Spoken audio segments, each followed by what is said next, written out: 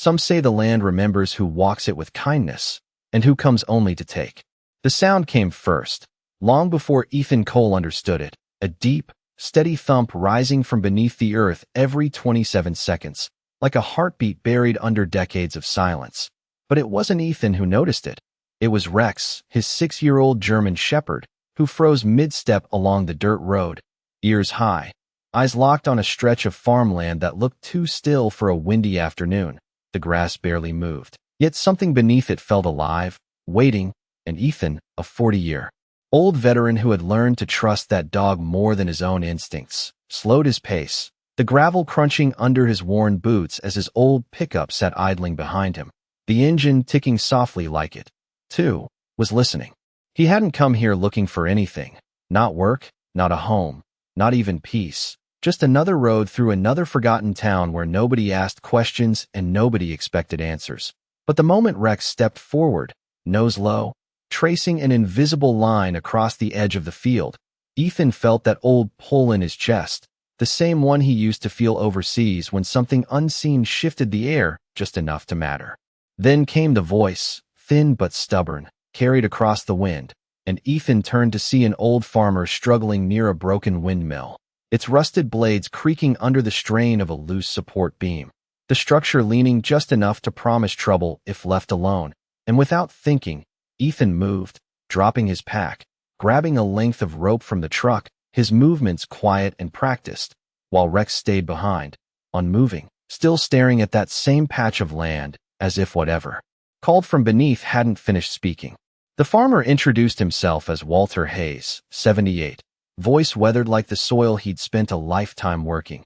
And though he insisted he could manage, his hands trembled just enough to tell a different story. So Ethan worked beside him, tightening bolts, reinforcing wood, steadying the frame until the windmill stood firm again.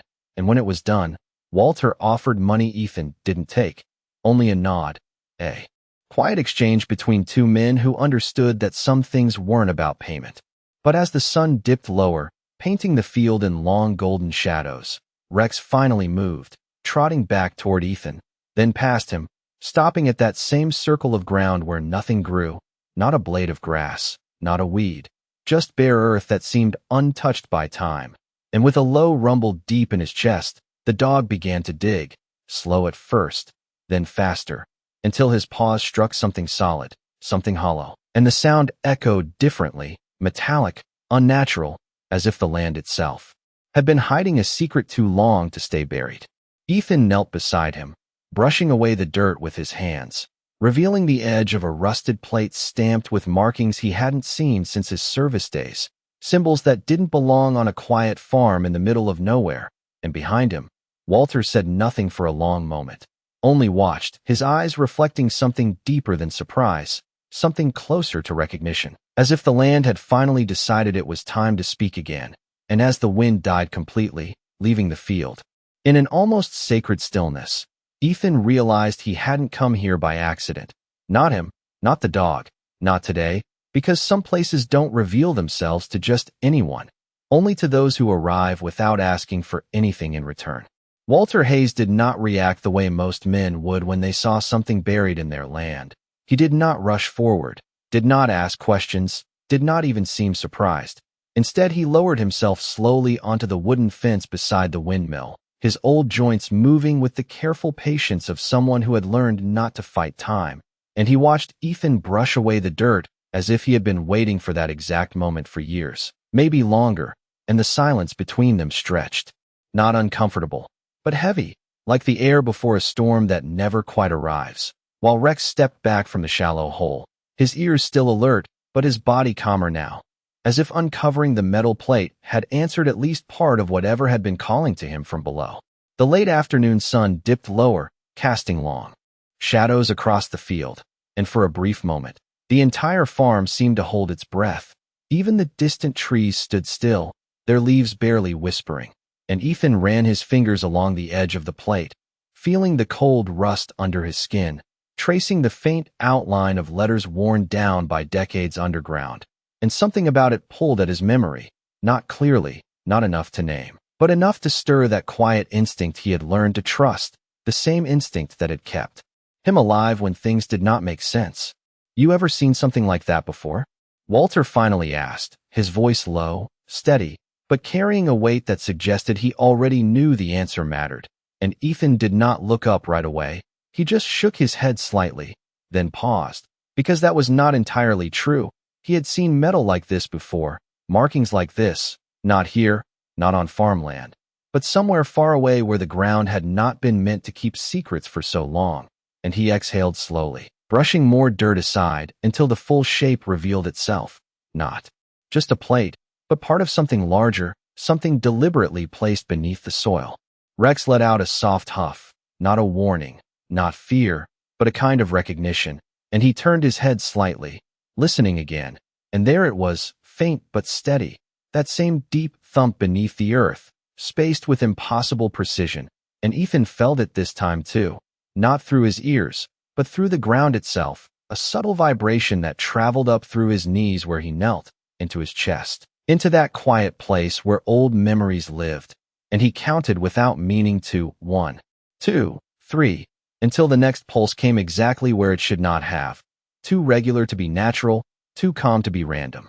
Walter stood slowly, walking closer now, his boots pressing into the dry soil. And when he reached the edge of the hole, he did not look at the metal, he looked at Ethan instead, studying him the way a man studies a stranger who somehow feels familiar. And after a long moment, he nodded once, as if confirming something only he understood, and then he said quietly, "You should stay the night," not as a suggestion, but as something closer to a decision already made. Ethan glanced toward his truck, parked at the edge of the road, everything he owned sitting inside it. Easy to leave, easy to disappear, the way he always had. But Rex did not move toward the truck. He stayed where he was, watching the ground, watching the place where the land felt different, and that alone was enough to make Ethan hesitate. The sky shifted into deeper shades of orange and blue as the sun slipped behind the horizon, and the farm took on a different kind of silence, not empty, but watchful, and somewhere beneath their feet, the steady rhythm continued, patient, unchanged, as if whatever lay below had been waiting a very long time, and was in no hurry at all. The farmhouse stood quiet under the deepening sky, its wooden walls holding the warmth of a day that had already slipped away, and Ethan sat at the small kitchen table with a cup of black coffee cooling slowly in his hands, listening not to the old clock ticking on the wall, but to the silence between each tick, because out here silence was never empty. It carried weight, memory, and sometimes something else entirely. While Walter moved slowly around the room, lighting a single lamp that cast a soft amber glow across shelves lined with tools, jars, and photographs faded by time, and Rex lay near the doorway at first, head resting on his paws. But his eyes never closed. They shifted constantly, tracking something unseen, something that did not belong to the quiet comfort of the house. Outside, the wind had settled into a low whisper, brushing across the fields like a hand passing over old pages, and every now and then, Ethan felt it again, faint but undeniable, that deep pulse rising through the ground, softer inside the house, but still there, steady, patient, and impossible to ignore once it had been noticed. And without thinking, he began counting again, not out loud, just in the quiet rhythm of his mind, until the next pulse came exactly when it should not have, and he exhaled slowly, setting the cup down, because there were only two kinds of patterns in his experience, the ones you could explain and the ones that meant you had not yet understood what you were dealing with. Walter finally sat across from him, his weathered hands folded loosely, and for a moment he said nothing, only studied Ethan the way a man studies a map he has seen before but never fully followed. And then he spoke, his voice low, almost careful. "That field out there," he said. "It has never grown right, not since I was a boy." And Ethan glanced toward the window, where the darkness had swallowed the land, leaving only the faint outline of the horizon. "My father used to say the ground there was different," Walter continued, "said it felt hollow when you walked over it, like something underneath was listening." And he paused, as if weighing whether to say more, before adding quietly, "Most folks around here stopped going near it years ago." Rex lifted his head at that, ears tilting toward the back of the house, and a low, almost questioning sound rose from his chest. Not fear, not warning, but something closer to curiosity, and Ethan turned, following the dog's gaze toward the wooden floorboards that stretched into the hallway. Because for a brief second, just long enough to matter, the pulse felt stronger there, as if the house itself was sitting on top of whatever lay beneath the land. And he stood slowly, the chair scraping softly against the floor, while Walter watched him without surprise, as if he had expected this moment from the start. The hallway was dim, the lamplight fading into shadow, and Rex moved ahead, each step measured, deliberate, his nose close to the ground, tracing that same invisible line he had followed outside, until he stopped near the center of the house and pressed one paw gently against a single wooden plank.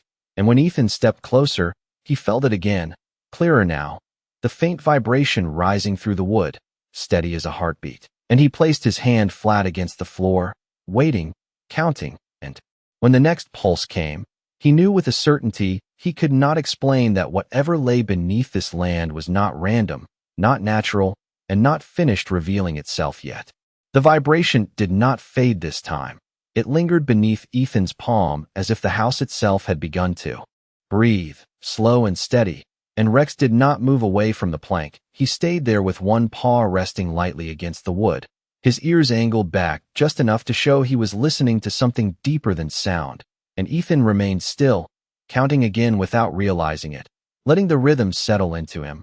1, 2, 3, until the next pulse came, just as precise, just as deliberate, and he exhaled through his nose. Because patterns like that did not happen by accident, not in the ground, not under a house that had been standing for decades, and certainly not in a place where the land had already proven it could hide something. Behind him, Walter's footsteps approached slowly, the old boards creaking under his weight. But when he reached the hallway, he did not step any closer. He stopped a few feet back, as if respecting a boundary that had nothing to do with space. And his voice came quieter than before. "That is where my father used to stand," he said, and Ethan turned slightly, just enough to catch the look in the old man's eyes. Not fear, not exactly, but something heavier, something that had been carried for a long time without being shared. "He would stand there at night," Walter continued, "long after the rest of us went to bed, just listening." And the word lingered in the air, listening, as if that alone explained everything and nothing at the same time. And Ethan glanced back down at the floor, feeling the faint tremor again, and this time he did not question it. He accepted it, because whatever this was, it was real, and it had been real long before he ever stepped onto this land. Rex shifted slightly, lowering his head closer to the plank, and then, with a slow, deliberate motion, he tapped it once with his paw, not scratching, not digging, just a single, intentional touch, and the sound that followed was different, a hollow echo that traveled through the wood and into the air, subtle but unmistakable. And Ethan's hand tightened against the floor as he felt the difference, the space beneath, the absence where there should have been solid earth, and he looked up toward Walter again, but the old man only nodded once, as if confirming what Ethan had already begun to understand. "There is more under this house than roots and soil," Walter said, his voice steady now, almost certain, and he stepped forward just enough to rest his hand on the wall, grounding himself. "My father never told me everything, but he told me enough to know that some things are buried for a reason, and some things wait." And the last word seemed to settle into the walls, into the floor, into the quiet space between breaths. Outside, the night had deepened, wrapping the farm in a darkness that felt thicker than before, and the wind had gone completely still, leaving only the faint creak of the house and the distant hum of something that could not be seen. And Ethan slowly pushed himself to his feet, his movements careful, deliberate, as if the wrong step might disturb something that had been undisturbed for too long, and Rex stepped back just enough to give him space. But his eyes never left that spot, never wavered, as if whatever lay beneath was not just a mystery, but a presence. Ethan looked down one last time, then walked toward the door, opening it to the cool night air. And for a moment he just stood there, staring out across the dark field where the circle of barren earth lay hidden in shadow. And he could not see it now, but he could feel it, the same quiet pull, the same steady rhythm beneath everything. And he realized something then, something that settled deep in his chest with a calm certainty. He had not been led here by chance, not by the road, not by the weather, not even by the farmer, because some places do not reveal their secrets to those who are searching. They reveal them to those who are willing to stay. And behind him, the floor gave another soft, measured pulse, as if in agreement. The night did not feel empty anymore. It felt occupied, as if the land itself had become aware of them. And Ethan stood just outside the doorway, the cool air settling against his skin while the darkness stretched endlessly across the field, hiding the circle of bare earth somewhere beyond sight, yet not beyond presence, because he could still feel it, that same quiet pull, steady and patient, like something that did not need to rush because it had already waited longer than any man ever could. And behind him, the old house gave another faint pulse through the floor, softer now, but no less certain, and Rex stepped out beside him, his movements slow, deliberate, his eyes scanning the darkness with a focus that went beyond instinct, as if he were tracing something invisible, something that connected the house to the land beyond it. Walter remained inside, his silhouette framed in the warm light of the doorway, and for a long moment he said nothing. Then finally he spoke, his voice carrying just enough to reach Ethan through the stillness. "My father used to say the land listens best at night." And Ethan did not turn around. He kept his eyes on the field, because somehow that made sense in a way he could not explain, and after a pause Walter added, "If you are going to hear anything, it will be now." The words settled into Ethan's mind as he stepped forward, away from the house, boots pressing into the dry soil, each step measured, quiet, and Rex moved ahead of him, guiding without command, leading him toward the place where the grass refused to grow.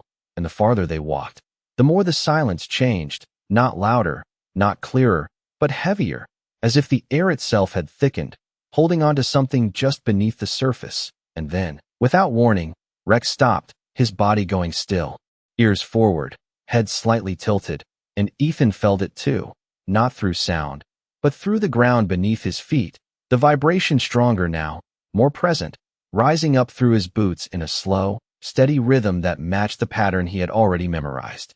He stepped closer to the center of the barren circle, the soil here harder, colder, untouched by the life surrounding it, and he knelt slowly, placing his hand against the ground, waiting, counting, and when the next pulse came, it was no longer faint. It was clear, deliberate, as if something below had decided it was time to be noticed, and Ethan exhaled, not in fear, but in recognition, because he had felt something like this before, long ago, when the ground beneath him had held more than just dirt, when it had hidden structures, systems, things built to last beyond the people who made them. And Rex let out a low sound, not a growl, not a warning, but something closer to confirmation, as if to say this was what he had been trying to show all along. Ethan began clearing the dirt with his hands again, slower this time, more careful, brushing away the top layer until his fingers struck metal once more. But this was not the same plate from earlier. This was larger, smoother, colder, and as more of it was revealed, the shape became clearer, not a fragment, not debris, but a surface, flat and solid, stretching outward beneath the ground like the top of something hidden, something intentional. And when his hand moved across it, he felt a slight indentation, a line, almost like the edge of a seam. Behind him, Walter had stepped closer now, standing just outside the circle, his posture tense but steady, and his voice came quieter than before. "My father told me there was a door," he said, "but he never found it." And Ethan paused, his hand resting on the metal, feeling the faint vibration still moving beneath it, steady as ever.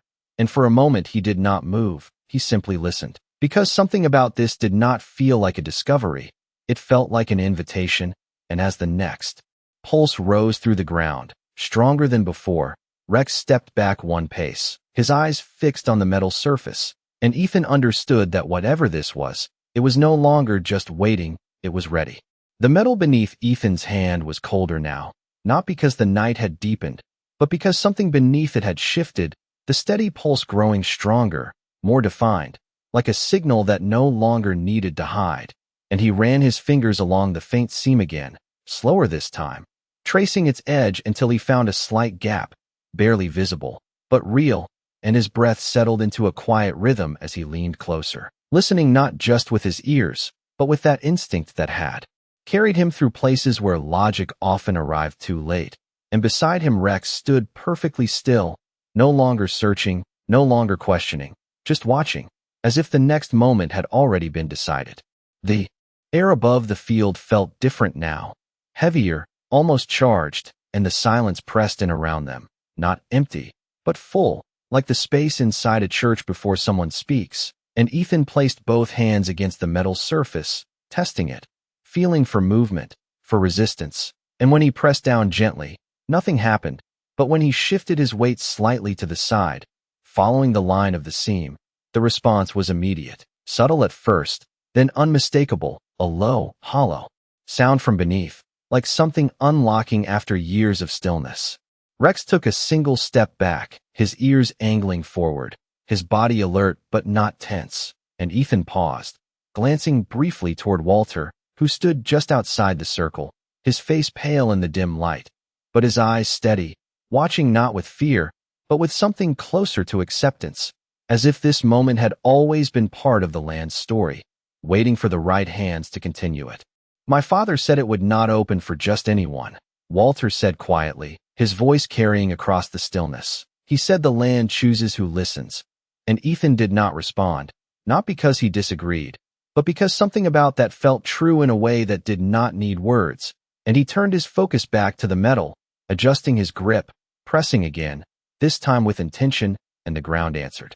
The seam widened just enough to catch the edge of his fingers, and a soft vibration traveled through the surface, stronger now, steady, like a mechanism coming to life after years of silence. And then, with a slow, almost reluctant motion, the metal shifted, not upward, not outward, but slightly inward, revealing a narrow line of darkness beneath it, deeper than the night around them. And the air that rose from that opening carried a different kind of stillness, cooler, older, untouched by the passing of time above.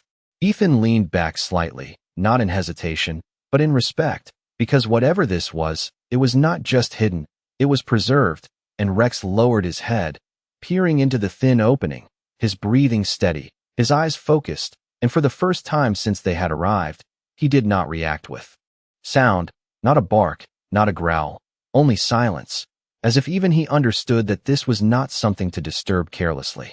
The opening widened another inch, just enough to reveal the faint outline of something below, not clear, not complete, but structured, deliberate, and Ethan felt that same quiet certainty settle in his chest again, the kind that did not come from guessing, but from knowing, and he realized that whatever lay beneath this land had not been lost.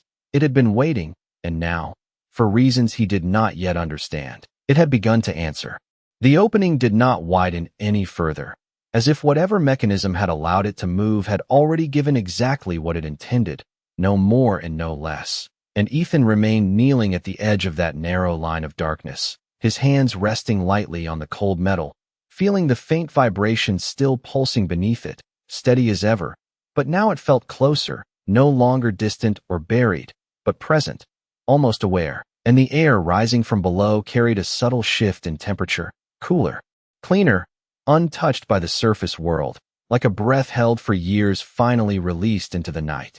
Rex leaned forward slowly, lowering his head until his nose hovered just above the opening, his ears forward, his posture calm but focused, and for a moment he remained completely still, listening in a way that went beyond sound, as if whatever lay beneath was speaking in a language older than noise.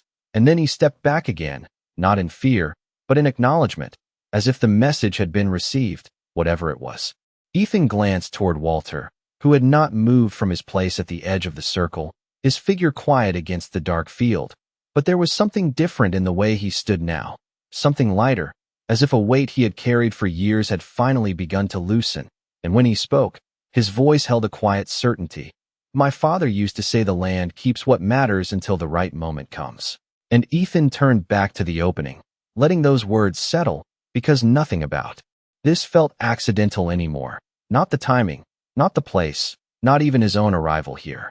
Carefully, he slid his fingers into the narrow gap, testing the space beneath, and what he found was not loose soil, not rock, but a smooth interior surface, angled downward, like the beginning of a passage, and he pulled his hand back slowly, his mind already forming the shape of what lay hidden, not just a chamber, not just a container, but something built with intention, something designed to last.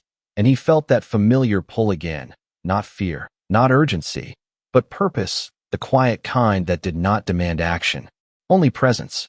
The night around them deepened further, the stars beginning to appear overhead, faint at first, then clearer as the sky settled into its full darkness, and the field remained still, untouched by wind or sound, as if the world beyond this place had stepped back, leaving only this moment to unfold.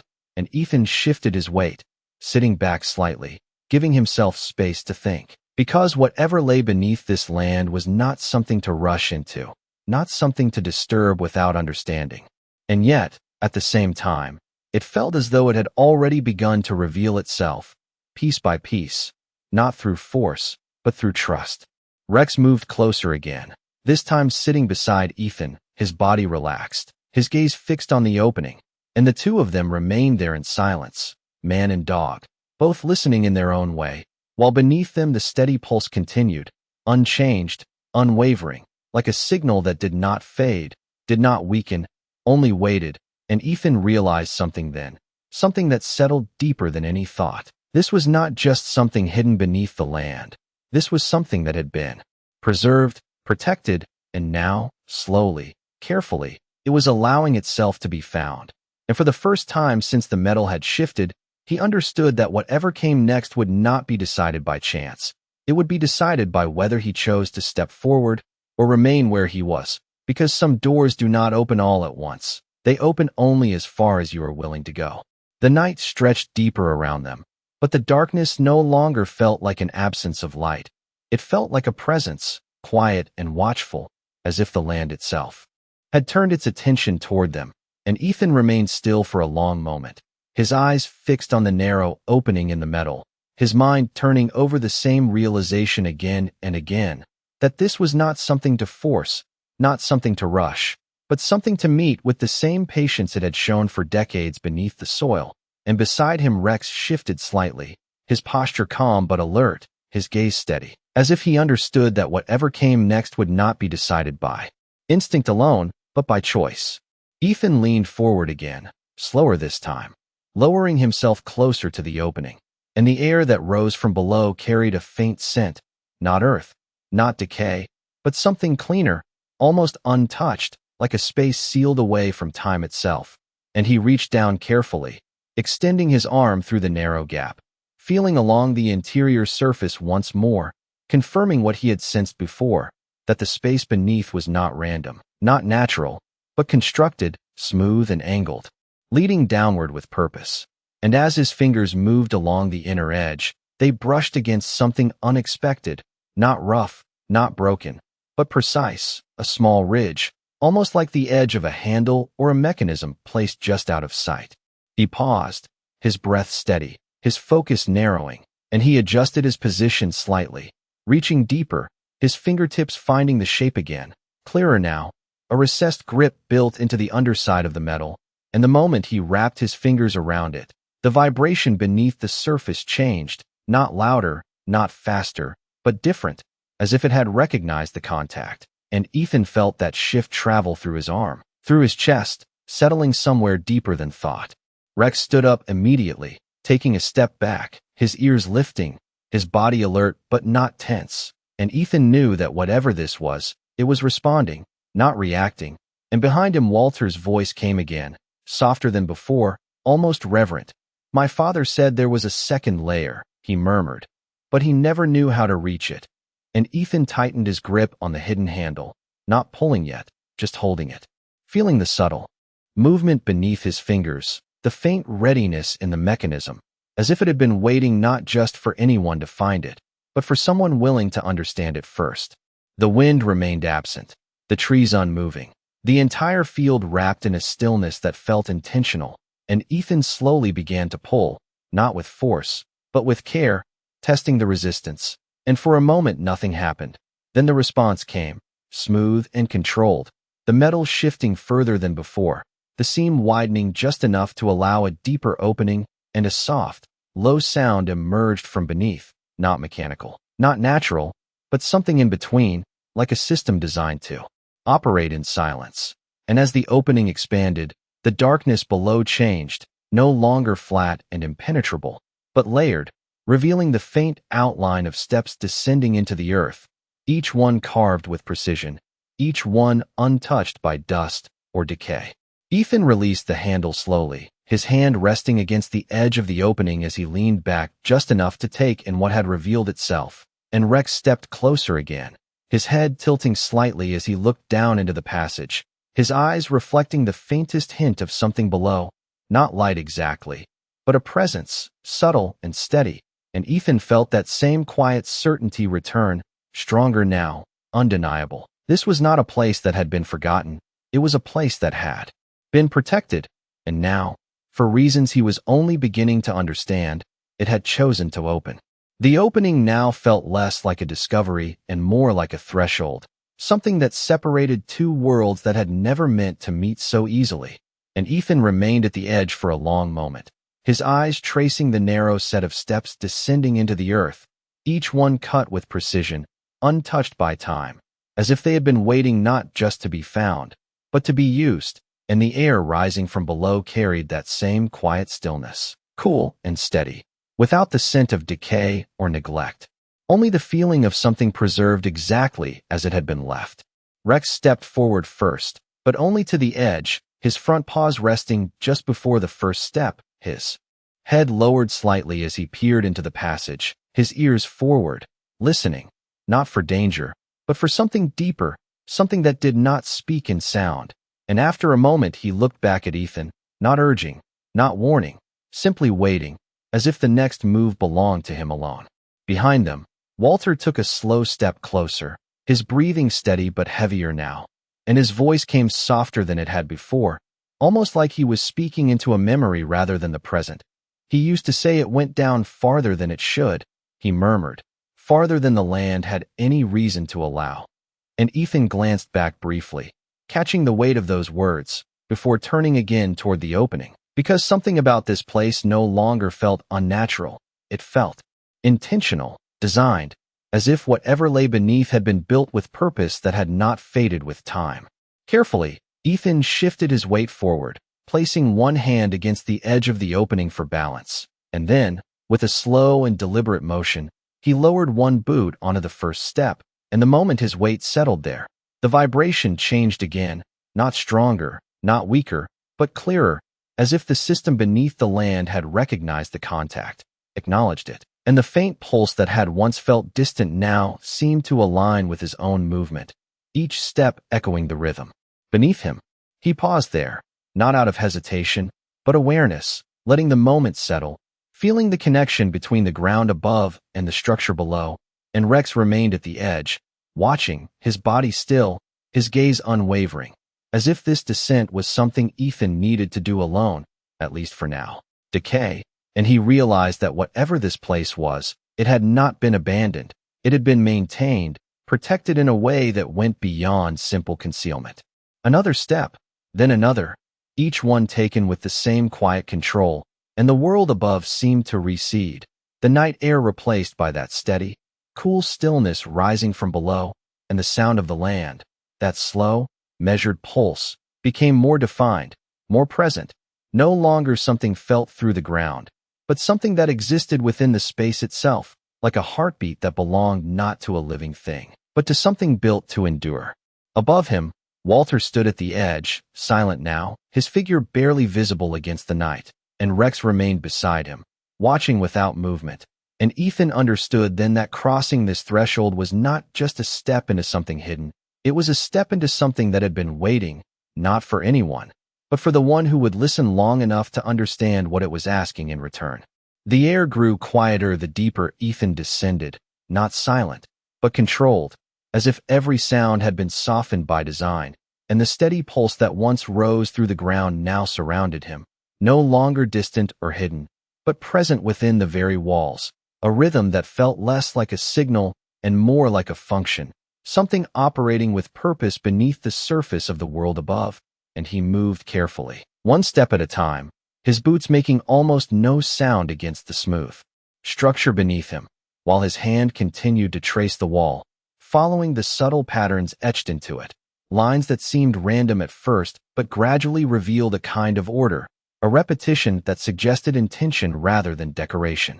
The passage did not feel narrow, despite the darkness. It felt measured, proportioned in a way that guided movement without forcing it. And as his eyes adjusted further, the faint reflections along the walls became clearer, not light in the usual sense, but a soft response to motion, as if the material itself was reacting to his presence, catching what little light remained from above and carrying it forward just enough to define the path ahead.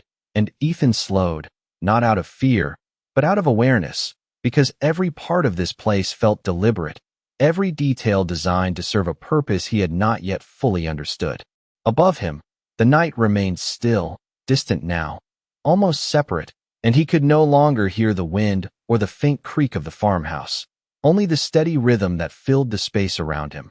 And he counted again without thinking, aligning his steps with the pulse, noticing how each movement seemed to settle into it naturally, as if the structure itself had been built around that timing. And the realization settled quietly into his mind. This was not something left behind by accident. It was something maintained, something still functioning after all this time.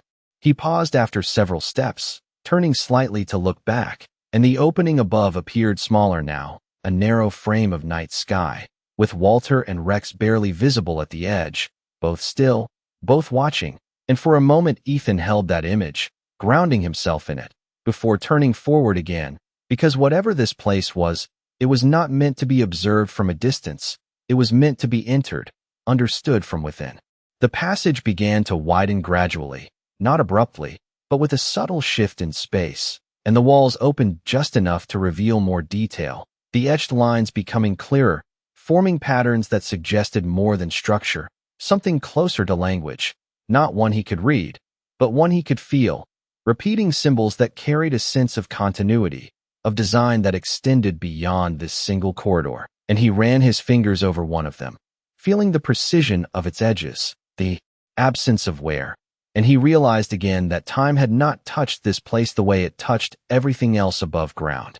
The pulse grew slightly stronger as he moved forward, not louder, but more present, more immediate, and he could feel it now not just through the floor or the walls, but through the air itself, a subtle pressure that rose and fell in perfect intervals.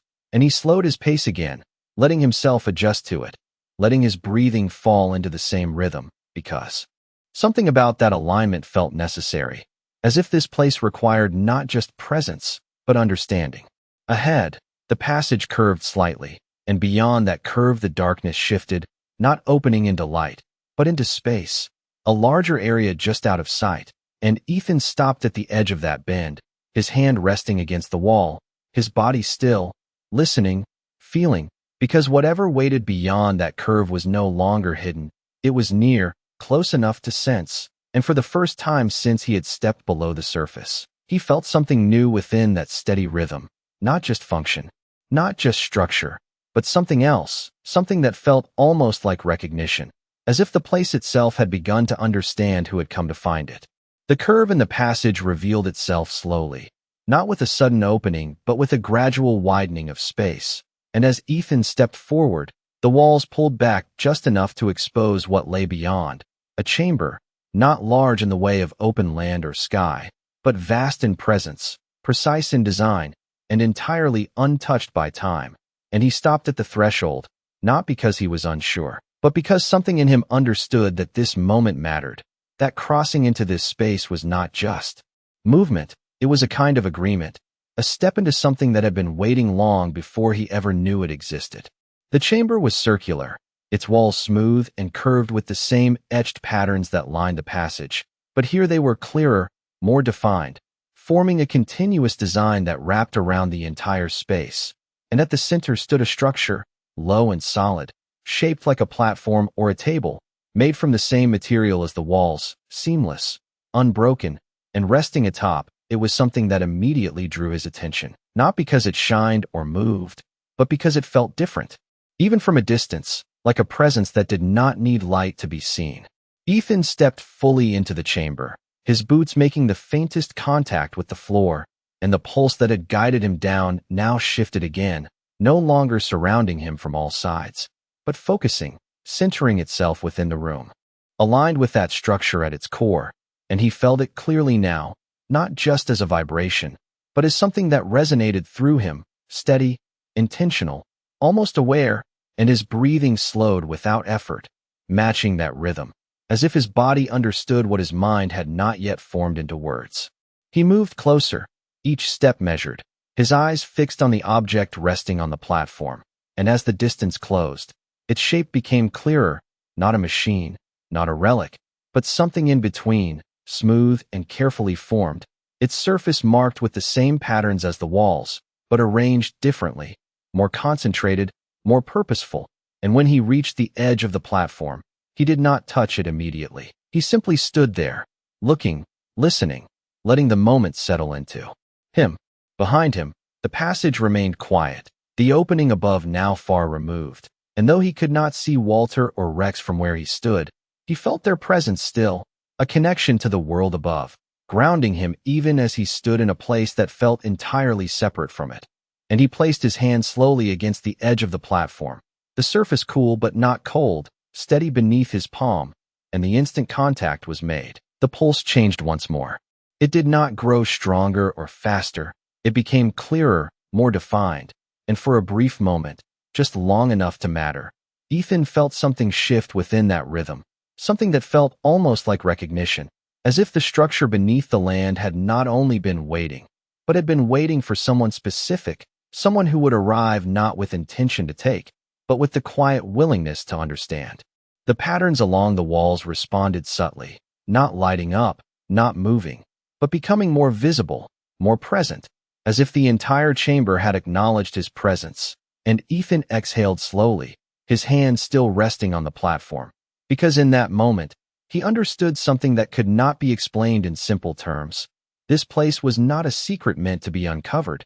It was something meant to be entrusted, and whatever it held, whatever purpose it served, it had chosen to reveal itself, not through force, not through discovery alone, but through something far quieter, something that could only be found by those who were willing to listen long enough for the land to speak.